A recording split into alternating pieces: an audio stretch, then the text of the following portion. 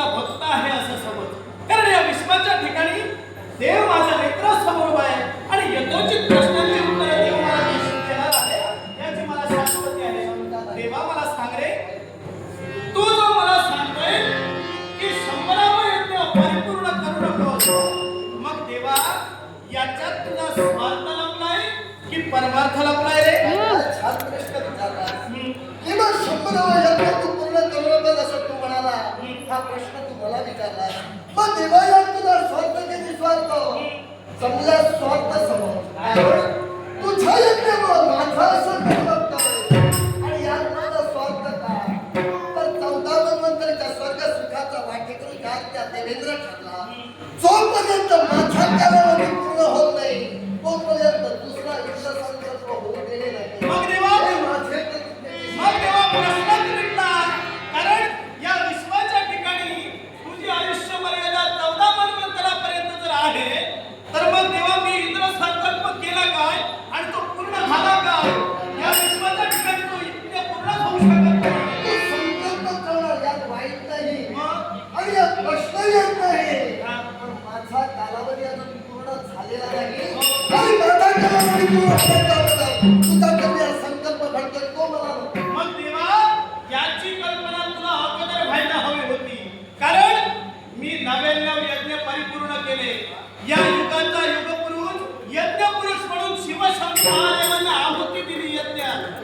त्याच्यानंतर इंद्रदेवाय स्वाहा म्हणून देवा तुला सुद्धा आहुती दिली होती. मग ती आहुती तू देवा स्वीकारताना विचार का नाही केला?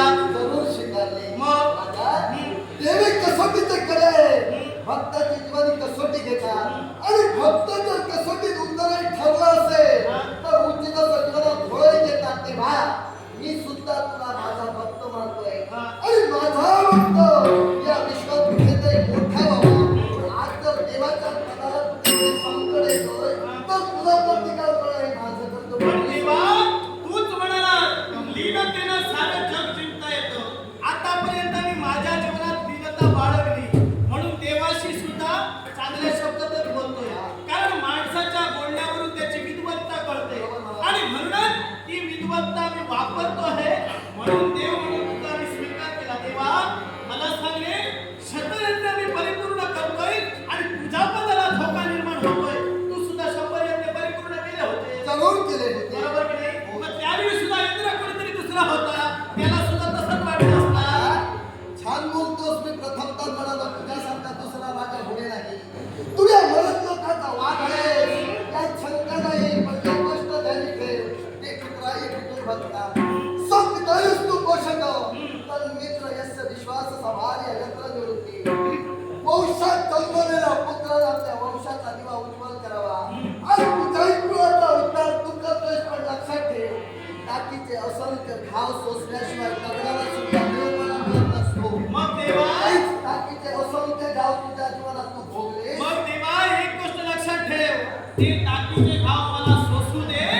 माझ्या देहाला वेदना केवढ्या होत आहेत त्या होऊ दे.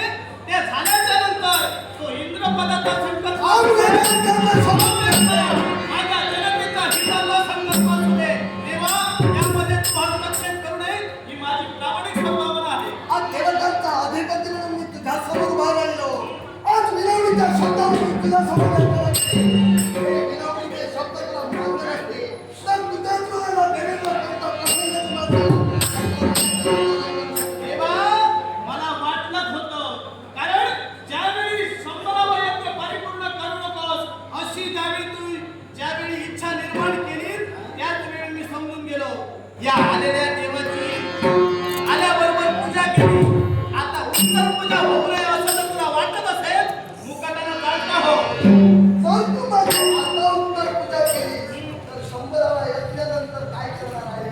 मग आहुती दिली ही तू स्वीकारलीस कशी काय? आहुती दिली ती स्वीकारली. 99 यज्ञापर्यंत 100 यज्ञाची स्वीकारली नाही. मी 100 यज्ञ करणार हा माझा संकल्प आहे आणि 100 यज्ञ जो मला रोखून येईल त्याच्याशी राजकर्ता म्हणून तुझा प्रतिवादी म्हणून मी नेत्रासमोर उभा आणि राहिलो. शेवटचा प्रतिवादीचा शब्द तुझ्या मुखातून निघत असतील. राजा तुझ्या समोर शास्त्र घालून या देवतांचा अधिपती अमरेश तुझ्या समोर बाहेर विसरू नको. देवा किती काही झालं तरी तू देवत आहे. मी तुझा भक्त समज देवाच्या ठिकाणी राजकर्ता देवतावर मात करू शकत नाही. हे पूर्ण सुंदर सत्य आहे. असं असताना सुद्धा आज भक्ताची कसोटी तू म्हणाल्याप्रमाणे देवता हे कसोटीचे जर का कडे असतील आणि ही जर का कसोटी असेल, या कसोटी राजकर्ता राजा संस्कार परिपूर्ण उत्तरेश्वर आणि तो कोणत्या पद्धतीने देवाला समर्पण हे या देवाला प्रत्यक्षात पाहायचं आहे.